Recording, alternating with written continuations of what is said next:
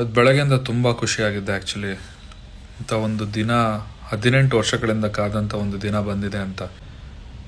Literally ನಾನು ಕೂಡ ಇವತ್ತು ಆ ಕ್ರೌಡ್ ಮಧ್ಯದಲ್ಲಿ ಹೋಗಿ ಬಂದೆ.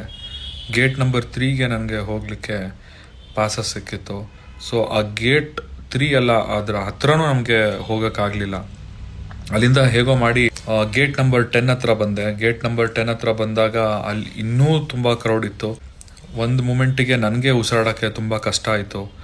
ಐ ಲಿಟ್ರಲಿ ಫೆಲ್ಟ್ ಅದೆಷ್ಟು ಕಷ್ಟ ಆಗಿರ್ಬೋದು. ಆ 11 ಜೀವಗಳು ಆ ಒಂದು ಸ್ಟ್ಯಾಂಪೇಡಲ್ಲಿ ಪ್ರಾಣ ಕಳ್ಕೊಂಡಿರುವಂತಹ ಯಾರು ಇದ್ದಾರೆ, ಅವರ ಆತ್ಮಕ್ಕೆ ಶಾಂತಿ ಸಿಗಲಿ ಅಂತ ನಾನು ಕೇಳ್ಕೊಳ್ತೀನಿ. ನಿಜವಾಗ್ಲೂ ತುಂಬ ಬೇಜಾರಾಗ್ತಾಯಿದೆ.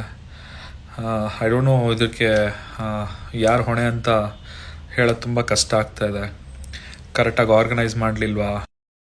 18 ವರ್ಷಗಳ ಕಾಲ ಕಾದಿರುವಂತಹ ದಿನ ಬಂದಿದೆ ಅನ್ನೋ ಒಂದು ಎಕ್ಸೈಟ್ಮೆಂಟ್ ಈ ರೀತಿ ಇರುತ್ತೆ ಅಂತ ಯಾರಿಗೂ ಗೊತ್ತಾಗಲಿಲ್ಲ ಅನಿಸುತ್ತೆ. ಇಲ್ಲ, ಇನ್ನೊಂದು 2 ದಿನ ಬಿಟ್ಟು ಆರ್ಗನೈಸ್ ಮಾಡಿ ಕರೆಕ್ಟಾಗಿ ಶನಿವಾರನೋ ಭಾನುವಾರನೋ ಇವೆಂಟ್ ಮಾಡ್ಬೋದಾಗಿತ್ತ, ಪಾಸಸ್ಗಳನ್ನ ಹಂಚಿಕೆ ಮಾಡಿ. I really don't know. But ಇನ್ನೂ ಯಾರ್ಯಾರು ICUಲಿ ಕ್ರಿಟಿಕಲ್ ಕಂಡೀಷನ್ ಇದ್ದಾರೆ ಅವರೆಲ್ಲರೂ ಹುಷಾರಾಗಿ ಬೇಗ ಬರಲಿ ಅಂತ ಪ್ರಾರ್ಥನೆ ಮಾಡ್ತಾ 11 ಜೀವಗಳಿಗೆ ಆತ್ಮಕ್ಕೆ ಶಾಂತಿ ಸಿಗಲಿ ಅಂತ ನನ್ನ ಮಾತನ್ನ ಮುಗಿಸ್ತಾ ಇದ್ದೀನಿ. Thank you. ಇವತ್ತು ಬೆಳಗ್ಗೆಯಿಂದ ತುಂಬ ಖುಷಿಯಾಗಿದ್ದೆ ಆ್ಯಕ್ಚುಲಿ. ಇಂಥ ಒಂದು ದಿನ 18 ವರ್ಷಗಳಿಂದ ಕಾದಂಥ ಒಂದು ದಿನ ಬಂದಿದೆ ಅಂತ. ಲಿಟ್ರಲಿ ನಾನು ಕೂಡ ಇವತ್ತು ಆ ಕ್ರೌಡ್ ಮಧ್ಯದಲ್ಲಿ ಹೋಗಿ ಬಂದೆ.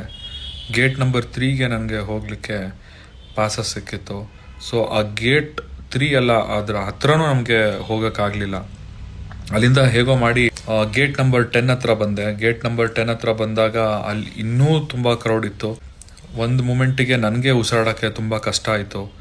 ಐ ಲಿಟ್ರಲಿ ಫೆಲ್ಟ್ ಅದೆಷ್ಟು ಕಷ್ಟ ಆಗಿರ್ಬೋದು. ಆ 11 ಜೀವಗಳು ಆ ಒಂದು ಸ್ಟ್ಯಾಂಪೇಡಲ್ಲಿ ಪ್ರಾಣ ಕಳ್ಕೊಂಡಿರುವಂತಹ ಯಾರು ಇದ್ದಾರೆ, ಅವರ ಆತ್ಮಕ್ಕೆ ಶಾಂತಿ ಸಿಗಲಿ ಅಂತ ನಾನು ಕೇಳ್ಕೊಳ್ತೀನಿ. ನಿಜವಾಗ್ಲೂ ತುಂಬ ಬೇಜಾರಾಗ್ತಾಯಿದೆ.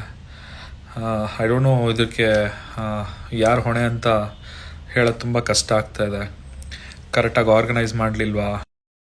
18 ವರ್ಷಗಳ ಕಾಲ ಕಾದಿರುವಂತಹ ದಿನ ಬಂದಿದೆ ಅನ್ನೋ ಒಂದು ಎಕ್ಸೈಟ್ಮೆಂಟ್ ಈ ರೀತಿ ಇರುತ್ತೆ ಅಂತ ಯಾರಿಗೂ ಗೊತ್ತಾಗಲಿಲ್ಲ ಅನಿಸುತ್ತೆ. ಇಲ್ಲ, ಇನ್ನೊಂದು 2 ದಿನ ಬಿಟ್ಟು ಆರ್ಗನೈಸ್ ಮಾಡಿ ಕರೆಕ್ಟಾಗಿ ಶನಿವಾರನೋ ಭಾನುವಾರನೋ ಇವೆಂಟ್ ಮಾಡ್ಬೋದಾಗಿತ್ತ, ಪಾಸಸ್ಗಳನ್ನ ಹಂಚಿಕೆ ಮಾಡಿ. I really don't know.